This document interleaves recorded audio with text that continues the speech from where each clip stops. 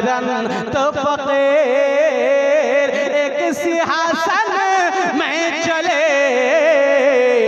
एक बंधे जंजीर कबीरा, एक बंधे जंजीर। और हजरात, आज हम और आप जिस जगह बैठ करके जिक्र रसूल समात कर रहे हैं, सुन रहे हैं और श्रवण कर रहे हैं, जरा सुनिए, ये मिट्टी है और मिट्टी के लिए आज बड़ा झगड़ा है। कोर्ट में, कचहरी में, अदालतों में बड़े फैसले होते हैं। मेरा भाई 2-4 बीघा जमीन ज्यादा कब्जा कर लिया है, मेरा भाई 2-4 धूर और 2-4 बालिश जमीन, 2-4 हाथ जमीन ज्यादा बढ़ा करके ले लिया है। ये झगड़ा कोर्ट में पहुंचता है, कचहरी में पहुंचता है, अदालत में ये झगड़ा पहुंचता है। तो हजरात, इस बीच वकीलों ने और जजों ने मिलकर के इतनी उसकी बेरहमी और बेदर्दी के साथ उसके साथ फैसला करता है कि महीनों महीना तारीख पे तारीख जाने पड़ते हैं, और तारीख में जाने के बाद हजारों लाखों रुपए उसका इन्वेस्ट और खर्च हो जाते हैं, लेकिन फैसला नहीं आता है। फैसला आखिरकार पंच में बैठ करके लोग करते हैं कि तू भी थोड़ा बर्दाश्त कर ले, तू भी थोड़ा बर्दाश्त कर ले, तू भी कंप्रोमाइज पे आ जा, तू भी कंप्रोमाइज पे आ जा। हजरात, इसलिए कहना चाहूंगा, कोर्ट कचहरी और अदालतों का चक्कर लगाने से पहले एक भाई होने के नाते भाई को माफ कर दे। एक भाई को भी चाहिए, बड़ा भाई को चाहिए कि छोटू पर शफकत कर दे, छोटा भाई को भी चाहिए कि अपने बड़े भाई का गिरबान चाट करके उसको जलील और रुस्वा ना करे, बल्कि दोनों भाई आपस में बैठ करके मिल करके बात कर ले। इसलिए कबीरदास जी कहते हैं, ये जमीन है, इसी जमीन से इंसान पैदा हुआ है, इसी मिट्टी से इंसान निकला है और इसी मिट्टी में इंसान दफन होगा, फिर इसी मिट्टी से इंसान क़यामत के दिन बाहर निकलेगा। इसलिए इस मिट्टी का रिश्ता बड़ा पुराना है। इसलिए सबसे ज्यादा दुनिया में झगड़ा जमीन का होता है, जर का होता है, औरत का होता है। इसलिए इन तीनों चीजों को अल्लाह ने छुपा करके रखने का हुक्म दिया है। इसलिए हजरात, ये देखिए, मेरे पास 2 हैंडबिल हैं। एक हैंडबिल में आप देखिए कि क्या लिखा हुआ है, हैंडल को देख लीजिए, हैंडबिल को देख करके थोड़ा सा बताइए कि ताकि मुझको कुछ बोलने में एनर्जी मिले। क्या लिखा है? एक है ऊपर खटबल और एक है सबसे खतरनाक मच्छर, दुनिया का सबसे खतरनाक मच्छर। देख लीजिए, दुनिया का सबसे खतरनाक मच्छर वो क्या करता है? आदमी का खून चूस लेता है। खटमल क्या करता है? वो जानवरों के भी खून चूस लेता है और खून चूस करके पी जाता है। वहीं पर दूसरा ये भी एक प्रकार का जंतु है जिसको हम और आप मधुमक्खी कहते हैं। मधुमक्खी, इसका काम है लोगों को फायदा, इसका काम है लोगों को फायदा पहुंचाना, नुकसान से बचाना। फायदा इतना पहुंचाता है कि लोग इसके 600 रुपए किलो मीठा शहद लेकर के इस्तेमाल करते हैं और बीमारियों में ये शहद काम आती है।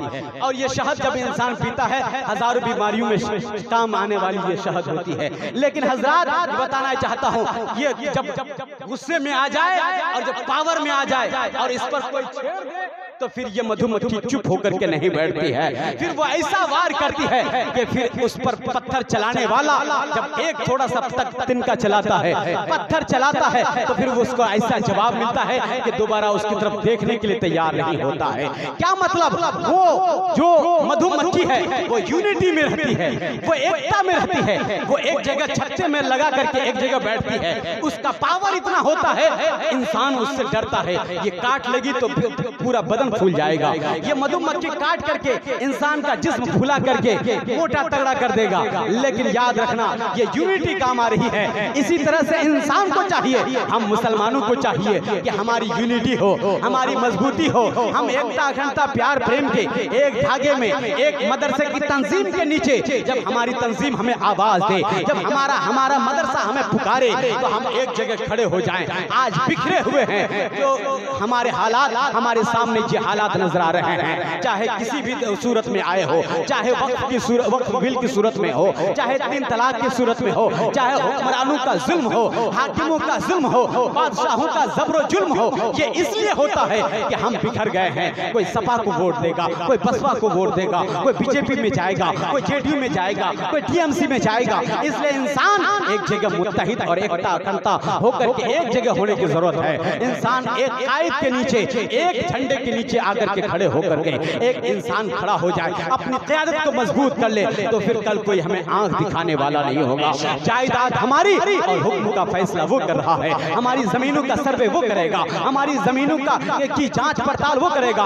हमारा ड्रेस शक के आईने में आ जाएगा, हमारी निशानी, हमारी दाढ़ी शक के आईने में, हमारी टोपी शक के आईने में, हमारा लिबास शक के मशकूक हो जाएगा, हमारी तरबियत गाह, हमारी मस्जिद, हमारा मदरसा मशकूक हो जाएगा। हम अपने मुर्दों को जिस कब्रिस्तान में लिटाते हैं उसका भी हमसे हक छीन लिया जाएगा। क्या मतलब? ये हुआ कि हम पर ये तानाशाही ये सरकार बन चुकी है और हम पर जबरो जुल्म की वजह से हम पर कोई हुक्म नाफिज कर देती है। इसलिए मैं सरकारों से भी अनुरोध कहूंगा कि तानाशाही बहुत भी नहीं चलती है। इस दुनिया का ये निजाम है कि आज कोई हाकिम बना कल दूसरा हाकिम बन जाएगा, आज कोई दूसरा निजाम, ये कायनात का कुदरत का निजाम है, ये प्राकृतिक नियम है कि इंसान आज कोई हाकिम है, कोई उस कुर्सी से निकल जाएगा, कोई उस कुर्सी को हटा देगा। लेकिन इतना जरूर याद रखिएगा कि बड़े से बड़ी कुर्सी का मालिक इंसान, फिरौन जैसा बादशाह, नमरूद जैसा बादशाह, कारून जैसा बादशाह, जिसके खजाने की चाबी 70,000 ऊंट पर रखी जाती थी, ऐसे बादशाह जब नामो निशान मिट गए तो फिर दुनिया के दूसरे बादशाहों की क्या हकीकत हो सकती है। इसलिए कबीरदास जी ने कहा था और पूरी कायनात को आंखों में आंखें डाल के जल समाधि से, गोरखपुर की जल समाधि से पुकार के कहा है कि ए इंसान, इस मिट्टी में आया है, इस मिट्टी में तू गुनाह करके चलता है, मिट्टी तुझ पर लानत करती है,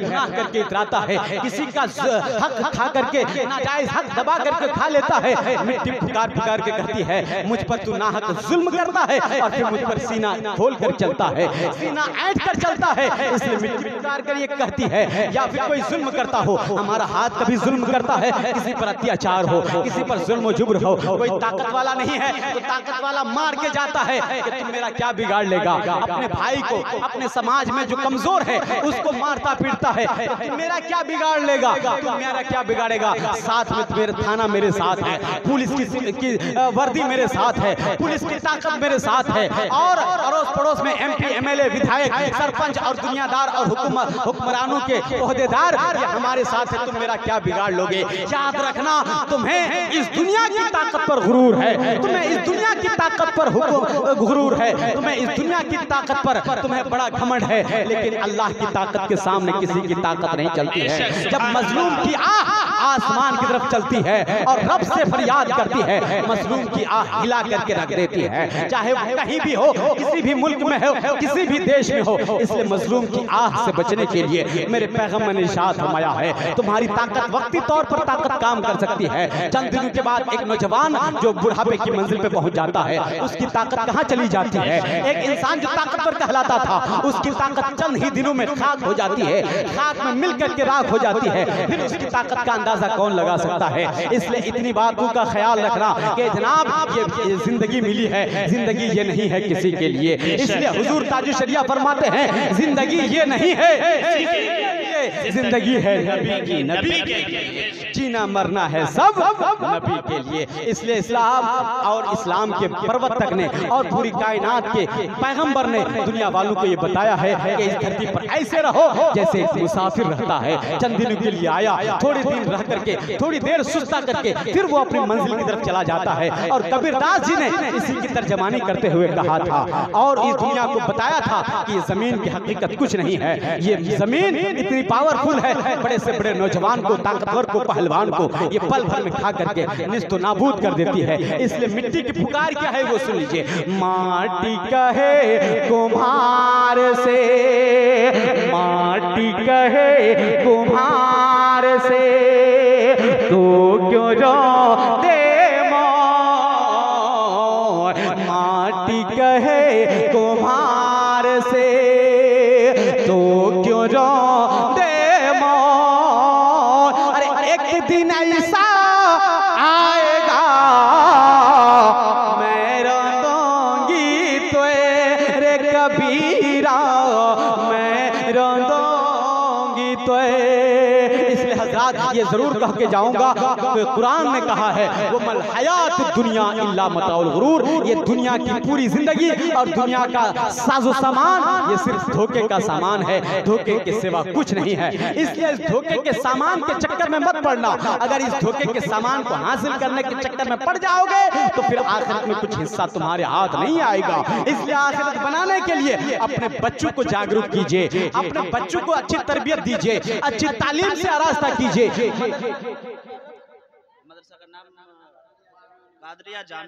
मदरसा कादरिया जामिउल उलूम के सहन आंगन में और दरवाजे में भेज करके बच्चों को और खास करके बच्चों को दीनी तालीम जरूर दिलवाइए, वरना आज बच्चों से ज्यादा बुरी हालत बच्चों की हो रही है। बच्चों लव जिहाद में भगवा लव ट्रैप में फंस करके वो अपना ईमान का सौदा कर देती है। वो मोमिन औरत कैसे हो सकती है जो अपने ईमान का सौदा कर दे। हजरात, मजबूरी में आकर के या किसी भी पोजीशन में किसी भी सूरत में आकर के हमने ऐसा दहेज का और ऐसा दहेज मांगने का रिवाज बना दिया है कि एक बच्ची अपना दीन छोड़ देती है और लव मैरिज करके दूसरे का घर आंगन को सजाती है, दूसरे के लव और लव मोहब्बत में, दूसरे के प्रेम के जाल में, प्रेम प्रसंग में फंस करके वो अपनी जिंदगी को भी बर्बाद करती है और अपने माँ बाप की इज्जत की पगड़ी को खाक में मिला देती है। इसलिए बच्चियों को जरूरत है कि दीनी तालीम से आरास्ता करो। जब वो बच्ची दीनी तालीम से आरास्ता हो जाएगी, जब उसके समझ में आ जाएगी ये बात कि मुझे अपना दीन सबसे प्यारा है, उसके बाद दुनिया है, तब जाकर के उसको ये बात समझ में आ जाएगी हमें कहाँ दिल लगाना है, हमें किससे इश्क करना है, हमें कौन सी जगह अपनी मोहब्बतों की खैरात तकसीम करनी है। इसलिए हजरात, औरतों को भी आप ये तालीम जरूर दीजिए कि आपके पीछे आज तो एक बला चल पड़ी है। आपने देखा कि नहीं देखा, एक औरत होती है जो एक औरत जो शादीशुदा होने के बाद भी हवस के चक्कर में अपने पति को ड्रम में उसकी हत्या करके ड्रम में भर करके उसको फेंक देती है और उसको अल्ट्रा सीमेंट में भर करके उसकी पुताई कर देती है। अभी एक हादसा हुआ मेरठ की धरती पर, एक हादसा ऐसा हुआ कि एक पत्नी अपनी बीवी को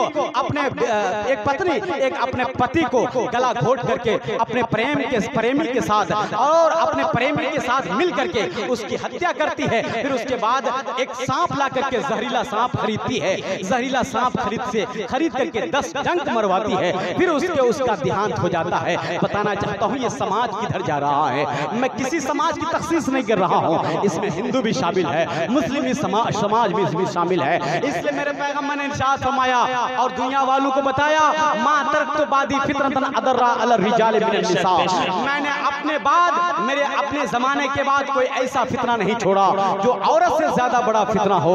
ये औरत इतना बड़ा फितना है कि हजरात अपने पति का देहांत करा देती है, अपने प्रेम प्रसंग के साथ फरार होने के चक्कर में और उस जाल को काटने के चक्कर में वो चाहती है मुझसे कैसे इसका रिश्ता खत्म हो जाए। माँ बाप ने जिससे शादी की थी उसका रिश्ता मुनक़ता करके जिससे दिल लग गया उसको अपनाने के चक्कर में और अपनाने की वजह से वो अपनी प्यारी जिंदगी, अपना शौहर, अपना मंगेतर और अपने खादे और अपने खावंद को, अपने पति देव को छोड़ देती है। और हजरात, कहीं पर देखा जाता है कि कहीं कुकर में शौहर को मार करके गला करके उसका कीमा बना दिया जाता है। ये मिजाज कैसे पैदा हुआ? ये दीन से दूरी की वजह से मिजाज पैदा हुआ। औरतों में ये निजाम और ये औरतों में ये मिजाज, ये इश्क की मिजाज गर्मी और ये इश्क का दिल दिमाग पर ये भूत जो सवार हो रहा है, क्यों हो रहा है? इसलिए कि बच्ची ने दीन नहीं हासिल किया, बच्ची ने तालीम हासिल नहीं किया, बच्ची ने जो मेरे पैगंबर ने फरमाया था कि उस बीवी के नजदीक सबसे ज्यादा उसका अजीज अगर कोई है तो उसका शौहर है।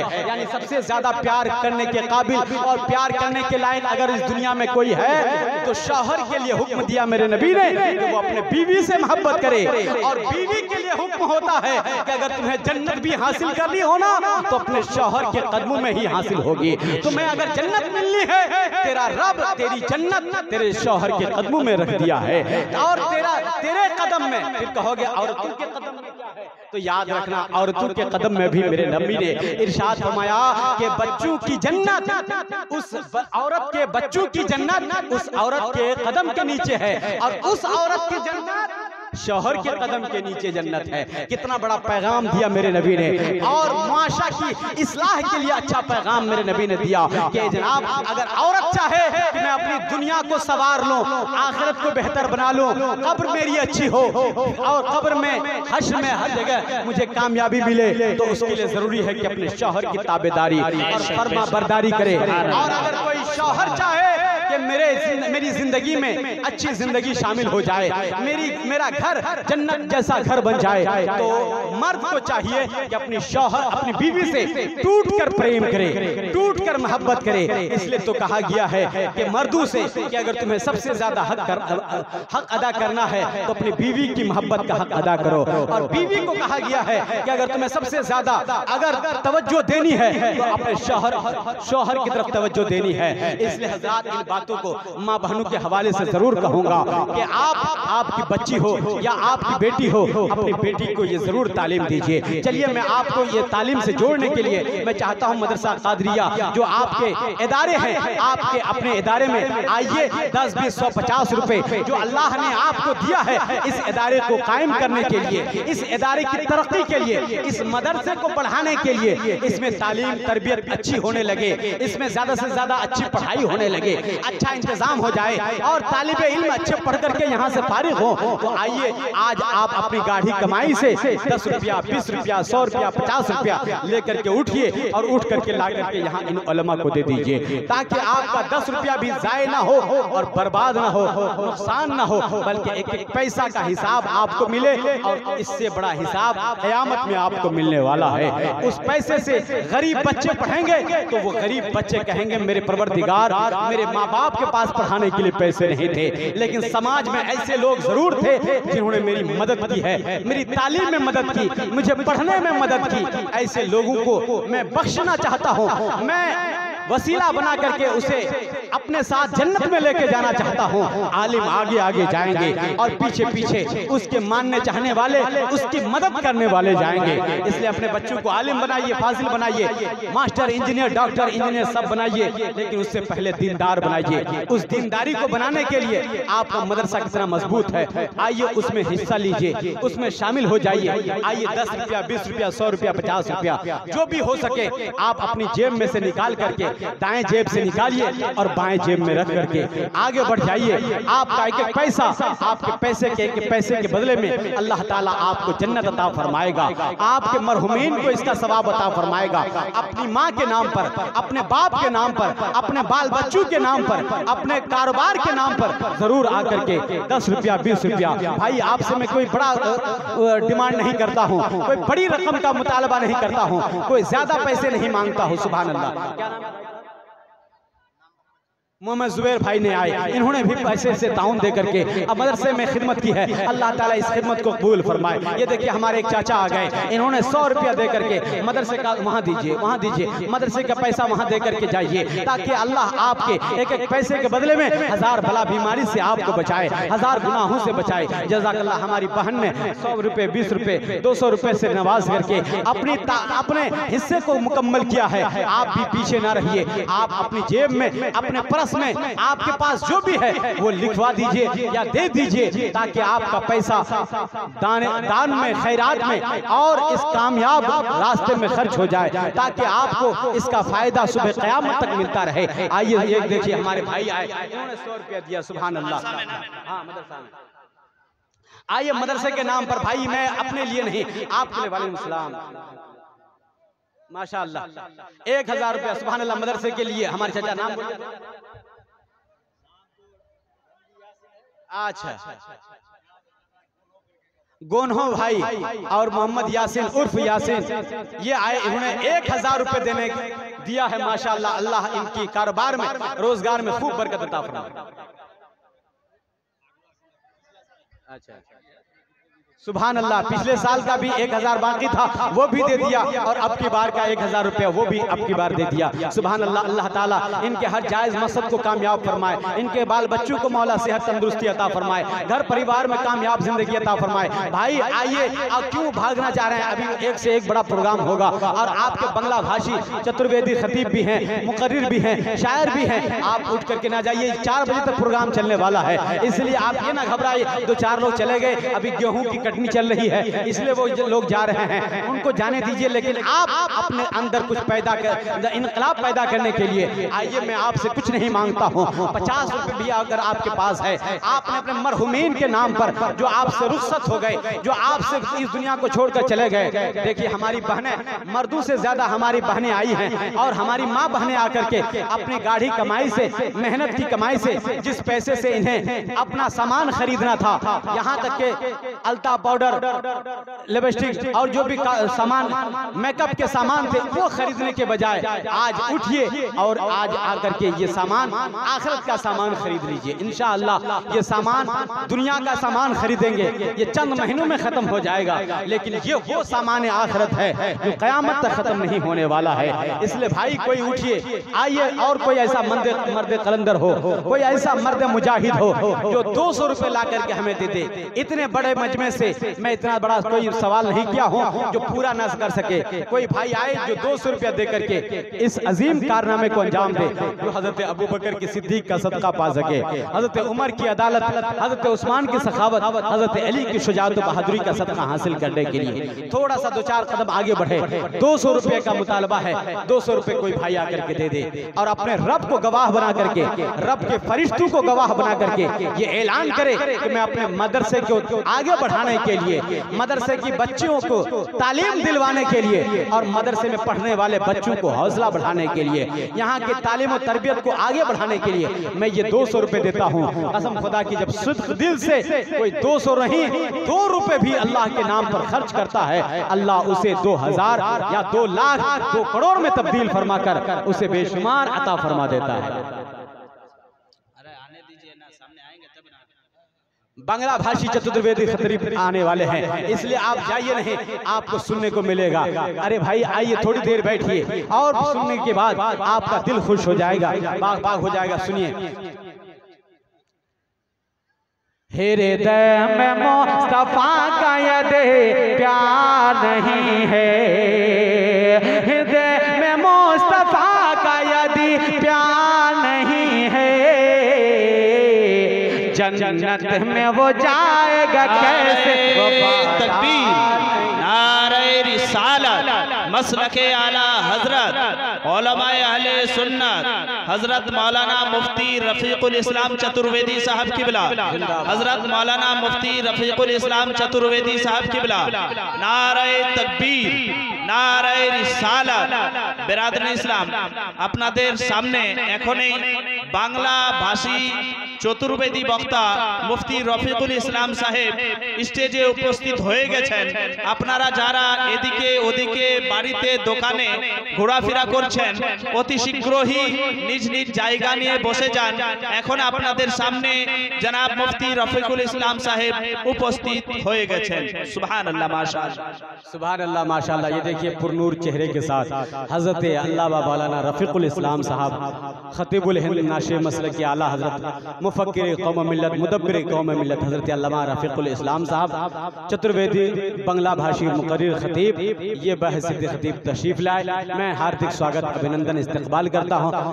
अल्लाह ताला इनकी उम्र में, इल्म में, कारोबार में बरकत अता फरमाए। बस थोड़ी देर बैठिए। मैंने जो आपसे सवाल किया है कोई बड़ा सवाल नहीं किया है, बस आइए अपने रब के नाम पे, अपने नबी के नाम पे 10, 20, 100, 50 रुपए जो भी हो सके निकालिए और अपने रब के नाम पर दे दीजिए। इसलिए कि कबीरदास जी ने कहा था, दान करने से इंसान की दौलत नहीं घटती है, और इल्म दान करने से इल्म नहीं घटता। कुछ भी दान किया जाए उसमें से कोई कमी नहीं आती है। अल्लाह ताला 70 गुना इजाफा फरमाता है और उससे 70 गुना इजाफा करके दे देता है। इसलिए आप अपनी गाढ़ी कमाई में से, मेहनत की दौलत में से निकालिए और अपने रब के नाम हवाले कर दीजिए। रसूलुल्लाह के रास्ते पे खर्च कीजिए। एक खर्च करेंगे 10 गुना इजाफा करके आपको दिया जाएगा। इसलिए कबीर दास ने कहा था, इस दुनिया वालों को बताया था कि दुनिया वालों इस धरती पे आए हो तो ऐसे आओ जैसे मुसाफिर आया था चला गया है। इसलिए इस दुनिया से सबको जाना है, किसी को रहना नहीं है। कोई दौलत लेकर के नहीं जाएगा, कोई जागीर लेकर नहीं जाएगा, कोई हुकूमत और सल्तनत लेके नहीं जाएगा। जो भी जाएगा नेकियां साथ लेके जाएगा, अपने तमाम तर नेक अमाल को साथ लेके जाएगा और कब्र में मुस्कुरा के कहेगा, खुल्द में घर अपना तैयार करने तो दीजिए, मुझको मदहे अहमदे मुख्तार करने तो दीजिए। कब्र में मैंने फरिश्तों से कहा, हट जाइए, पहले सरकार का दीदार करने तो दीजिए। जो अपनी जिंदगी आका के नाम कर देगा, खुदा भी उस पे जहन्नम हराम कर देगा। तीसरा सवाल मुनकर नकीर कब्र में हमसे क्या पूछे, जब उठ के सुन्नी आका को सलाम कर देगा। न तीर से, न तलवार से, न खंजर से चला है, जरा मोहब्बत से बोल दे सुभान अल्लाह। न तीर से, न तलवार से, न खंजर से चला है। जरा जितने मोटे दुबले लोग बैठे हैं सारे लोग मिलके बोले या रसूल अल्लाह। न तीर से, न तलवार से, न खंजर से चला है, दीन अल्लाह का किरदार पैगंबर से चला है। और मजबूर जहां जाने से जिब्रील का पर है, उससे भी कहीं आगे मोहम्मद का गुजर है। वल्लाह मेरे जज्बे तक़द्दुस का असर है, बैठा हूं मारा डांगी में और गुंबदे खज़रा पे नजर। नारे तकबीर, नारे रिसालत। दावे मोहब्बत कुछ भी नहीं, अहले वफा के सामने सारे मुफ्ती हीश थे। मेरे अख्तर रजा के सामने वक्त का कोई बादशाह हो या हो जमाने का कोई अमीर, अरे सबकी गर्दनें झुक गई मेरे ख्वाजा पिया के सामने। तुलुए सुबह के आसार बन के बोलेंगे, आज मारा डांगी में सब वफादार बन के बोलेंगे। ये बता दो दुश्मनों को कि वक्त रोजे जजा नबी हमारे तरफदार बन के बोलेंगे, नबी हमारे तरफदार बन के बोलेंगे। इसलिए गोस्वामी तुलसीदास ने कहा था, तब लक सुंदरम चाहे कोई बिना मोहम्मद पार न होए। सुरंचत सुदर्शत चारी तिनको वंश भयो अति भारी, तब से मानो जंत भिखारी समरथ नाम इहे वर्त धारे। बिना आचार विचार हनेसा बुझे नाम पर मिटे कलीसा, फिर सुंदर नेरे मान न होए। तुलसी वचन सत सच गोए, तुलसी वचन सत सच गोए। तमाम हजरात मिलजुल करके कलमा शरीफ पढ़ लीजिए। ये वो कलमा है बड़े बड़े विद्वानों ने, बड़े बड़े पढ़े लिखे लोगों ने और बड़े बड़े स्कॉलर लोगों ने कलमा पढ़ करके अपने ईमान की मुकद्दर को जगाया है। इसलिए हम भी और आप भी मिल करके कलमा शरीफ पढ़ ले, ला इलाहा हन्ने बाबा मिल्ला परम परम जनम रहाब उन्नति जपे नामे मोहम्मदम। जय गुरु नामे नामे कर जबे, बिना मोहम्मद पारे ना होए बे। सुंदर मुखड़ा, सुंदर मुखड़ा, सुंदर कवल मुस्काए, नाम मोहम्मद जग जग छाए। हजरात मेरे सामने बहुत सारी किताबें हैं, बहुत सारी किताबों का हवाला और पेश करना बाकी था। तमाम किताबों में ब्रह्म पुराण, पद्म पुराण, विष्णु पुराण, शिव पुराण, भागवत पुराण, मरकंड पुराण, रामायण, रामचरितमानस, गीता, महाभारत, यहाँ तक के तौरेत, ज़बूर, इंजील, कुरान मजीद, दुनिया के तमाम धार्मिक शास्त्रों में, तमाम धर्म ग्रंथों में मेरे नबी का नाम चमक रहा है, मेरे नबी की शान चमक रही है, मेरे नबी की अजमत का डंका बज रहा है।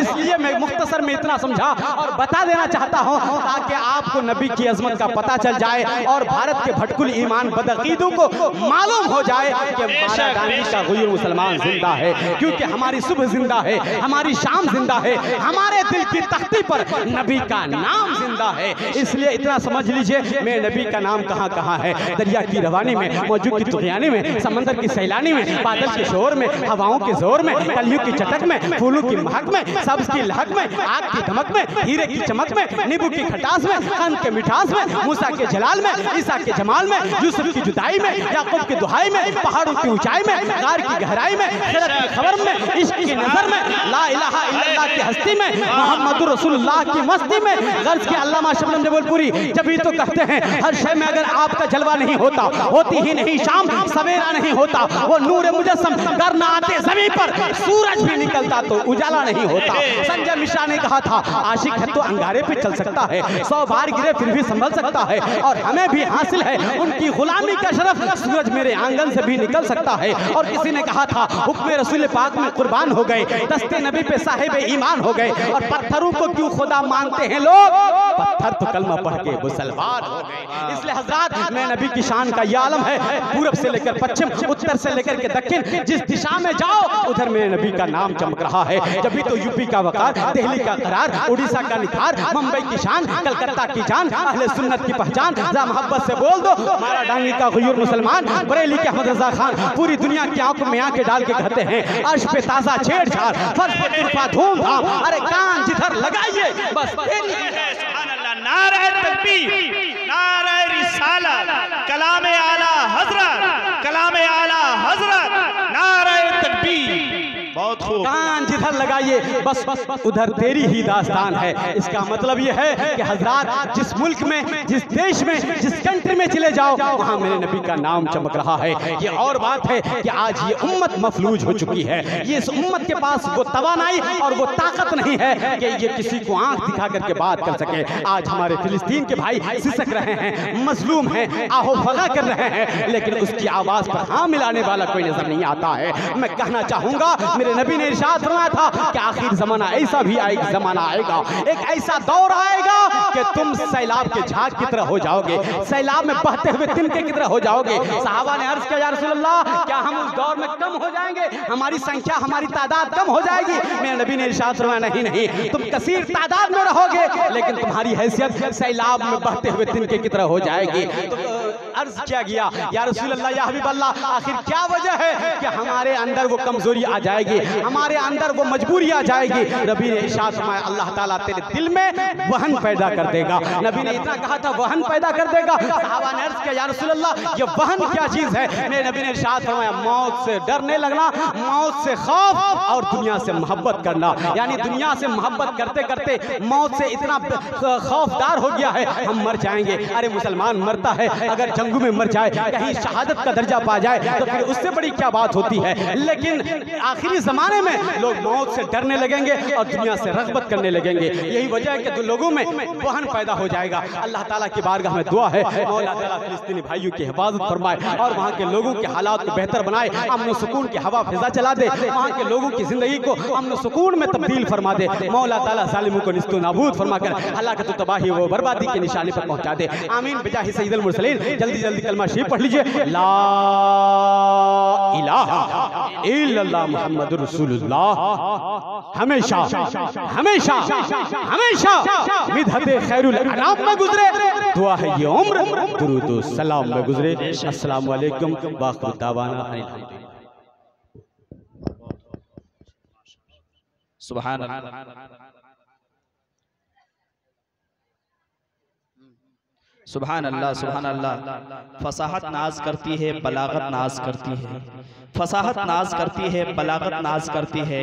मुफ्ती फिदाउल हक साहब आपकी खिताबत पर पूरी मिल्लत नाज करती है, आपकी खिताबत पर पूरी मिल्लत नाज करती है। हजरत बड़ी तेजी के साथ चतुर्वेदी हजरत अल्लामा मौलाना मुफ्ती रफीकुल इस्लाम साहब को मैं माइक्रोफोन देने जा रहा हूँ। एक बार मेरे साथ नारा लगाए, नारे तकबीर, नारे रिसालत, मसलके आला हजरत, उलमाए अहले सुन्नत, उलमाए अहले सुन्नत हजरत मौलाना मुफ्ती रफीकुल इस्लाम चतुर्वेदी साहब किबला, नारे तकबीर, नारे रिसालत। आला हजरत की तरह हर किसी की शान थोड़ी है, आला हजरत की तरह हर किसी की शान थोड़ी है। फतवाए रज़विया लिखना आसान थोड़ी है और रजा वो मुफ्ती आजम की जानशी है वो, रजा वो मुफ्ती आजम की जानशी है वो। ताजुश शरिया का लक़ब पाना आसान थोड़ी है, ताजुश शरिया का लक़ब पाना आसान थोड़ी है। बड़ी तेजी के साथ आपके सामने हजरत अल्लामा मौलाना रफीकुल इस्लाम साहब तशरीफ ला रहे हैं और एक शेर में आप तक पहुंचा रहा हूं। इल्मो इरफान के सुल्तान है आला हजरत, इल्मो इरफान के सुल्तान है आला हजरत, दरसो तदरीस में जीशान है आला हजरत। इल्मो इरफान के सुल्तान है आला हजरत, दरसो तदरीस में जीशान है आला हजरत। और नजद के बाग का एक फूल न बच पाएगा मुफ्ती रफीक साहब, नजद के बाग का एक फूल न बच पाएगा। सिर्फ आंधी नहीं तूफान आला हजरत है, सिर्फ आंधी नहीं तूफान है आला हजरत। आपके सामने जाने माने शख्सियत हजरत अल्लामा और मौलाना मुफ्ती रफीकुल इस्लाम साहब तशरीफ ला रहे हैं। आइए एक मर्तबा और एक मजीद नारा लगा लिया जाए, नारे तकबीर। और जो से रात के 12 बज चुके हैं, दिमाग का भी 12 बज चुका है। खैर अच्छी बात है, नबी की बात सुन रहे हैं, किसी नेता की बात नहीं। अगर नेता है तो सारे कायनात का नेता हमारे आका मोहम्मद रसूलुल्लाह है। उनके नाम पर नारा लगाएं, नारे तकबीर, नारे रिसालत, मसलके आला हजरत, मसलके आला हजरत हजरत अल्लामा मौलाना मुफ्ती रफीकुल इस्लाम चतुर्वेदी साहब किबला। नारे तकबीर, नारे रिसालत। करो सरकार का चर्चा, जो होगा देखा जाएगा। करो सरकार का चर्चा, जो होगा देखा जाएगा।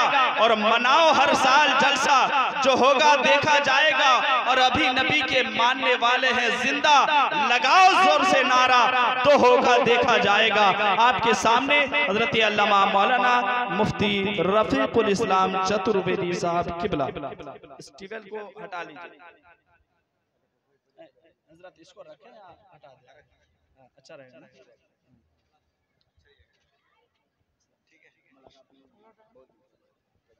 नहीं आए तो मुलाकात में स्टेज से उतरे ही नहीं। माइक